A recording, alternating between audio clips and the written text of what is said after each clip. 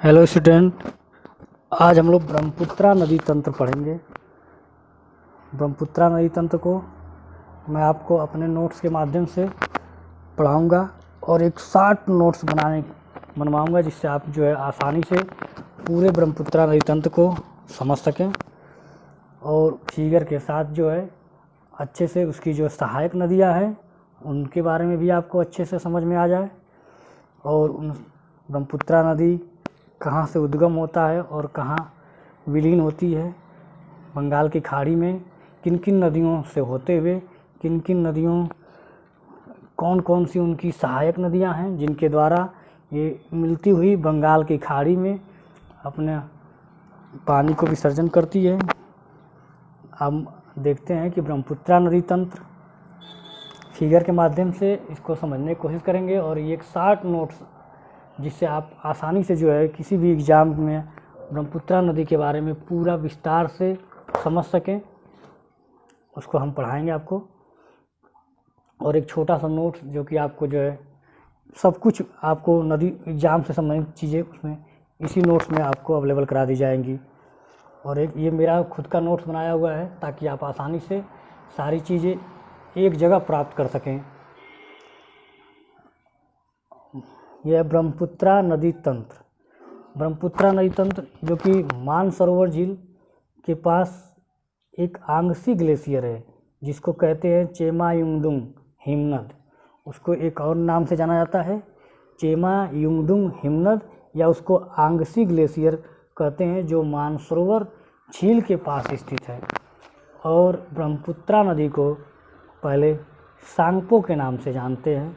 तिब्बत में लोग ब्रह्मपुत्रा नदी को सांगपो के नाम से जाना जाता है और ये नदी जो है महान हिमालय के समानांतर बहते हुए और नामचा बारवा पर्वत से यू टर्न लेकर अरुणाचल प्रदेश से होते हुए असम से होते हुए जो है बांग्लादेश से होते हुए बंगाल की खाड़ी में गिरती है। इसको हम लोग समझने की कोशिश करेंगे। सांगपो नदी को लाल रेड पेन से दर्शाया गया है ताकि आपको अच्छे से समझ में आ सके और उसकी सहायक नदियों को ग्रीन पेन से दिखाया गया है ताकि आपको जो है अच्छे से समझ सकें। अब देखिए, इसको देखते हैं आगे। सांगपो नदी जो मानसरोवर झील के पास आंगसी ग्लेशियर से निकलती है और ये महान हिमालय के समानांतर बहते हुए इसकी जो सहायक नदी है न्यांगक्यू और यरलुंग सांगपो, उसके बाद आगे बहते हुए आती है अरुणाचल प्रदेश के पास, अरुणाचल प्रदेश से होते हुए और ये असम में आती है।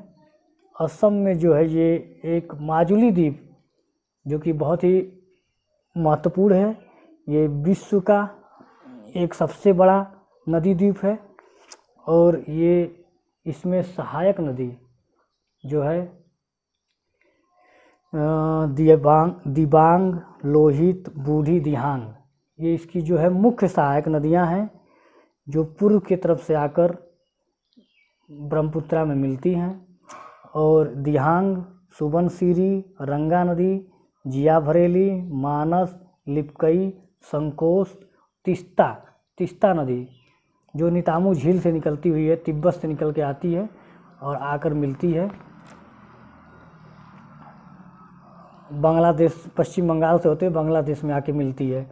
अब ये इसकी प्रमुख जितनी भी हैं सारी की सारी सहायक नदियां जो हैं आपको किताबों में बहुत मुश्किल से मिलेगा।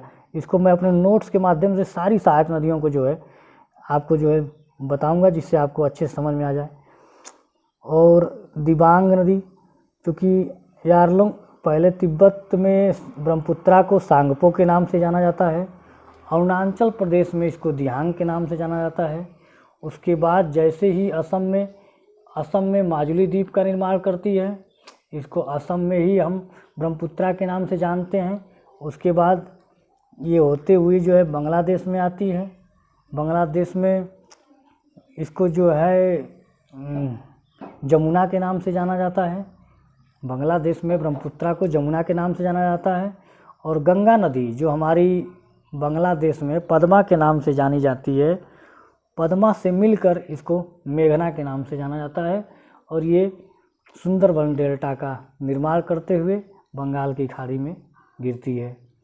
अगर फिगर है ये इसकी जो प्रमुख सहायक नदी हैं दिबांग, लोहित और बूढ़ी दिहांग।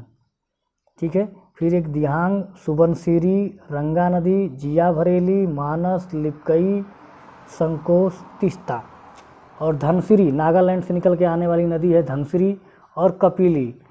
ये इसकी जो है मुख्य सहायक नदियां हैं। तिब्बत के नितामू झील से निकलती है तीस्ता, जो कि पश्चिम बंगाल से होते हुए बांग्लादेश में मिलती है और फिर गंगा से मिलने के बाद ये मेघना बन जाती है। अब इसको हम जो है समझने की कोई विस्तार से समझेंगे। ब्रह्मपुत्रा नदी विश्व की सबसे बड़ी नदियों में से एक है। इसका उद्गम कैलाश पर्वत श्रेणी में मानसरोवर झील के निकट स्थित चेमायुंगडुंग हिमनद, जिसको आंग्सी ग्लेशियर के नाम से जानते हैं, होता है। दक्षिण तिब्बत के समतल मैदान में लगभग 1200 किलोमीटर की दूरी तय करती है, जहां इसे सांगपो के नाम से जाना जाता है। यहाँ पे बात कर रहा है कि दक्षिण तिब्बत के समतल के मैदान में लगभग जो है 1200 किलोमीटर की दूरी तय करती है,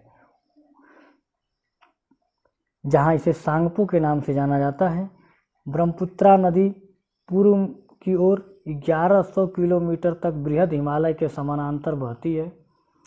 इसके बाद दक्षिण की ओर तीव्र मोड़ बनाते हुए मध्य हिमालय में नामचा बारवा के निकट एक गहरी महाखड्ड का निर्माण करती है तथा यहाँ से तेज बहाव वाली नदी के रूप में बाहर निकलती है, जहाँ यह दिहांग कहलाती है।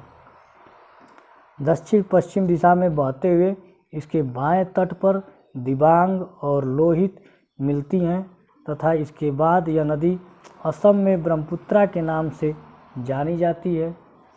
बांग्लादेश में तीस्ता नदी ब्रह्मपुत्रा के दाहिने किनारे पर मिलती है। इसके बाद इसकी संयुक्त धारा जमुना कहलाती है। अंत में यह नदी पद्मा नदी गंगा के साथ मिलकर मेघना कहलाती है तथा सुंदरवन का निर्माण करते हुए बंगाल की खाड़ी में गिरती है। ब्रह्मपुत्रा की उत्तरी सहायक नदी सुबनसिरी, कामेग, धनसिरी, मानस, जिया भरेली तथा तीस्ता है। दक्षिणी सहायक नदी बूढ़ी दिहांग, धनसिरी और दिहांग, कपिली नदी आदि हैं। इसकी प्रमुख सहायक नदियों के बारे में अगर देखें तो छोटा सा एक समझने की कोशिश करेंगे कि कहाँ से इनकी छोटी नदियाँ निकलती हैं। इसको समझ लेते हैं। लोहित नदी जियालछू पर्वत से निकलती है। सुबनसिरी तिब्बत से निकलती है। तीस्ता नदी नितामू झील तिब्बत से निकलती है। मानस नदी तिब्बत से निकलती है। धनसिरी नदी लैसांग पर्वत चोटी नागालैंड से निकलती है। बराक नदी माउंट जापो नागालैंड से निकलती है। रंगीत नदी सिक्किम से।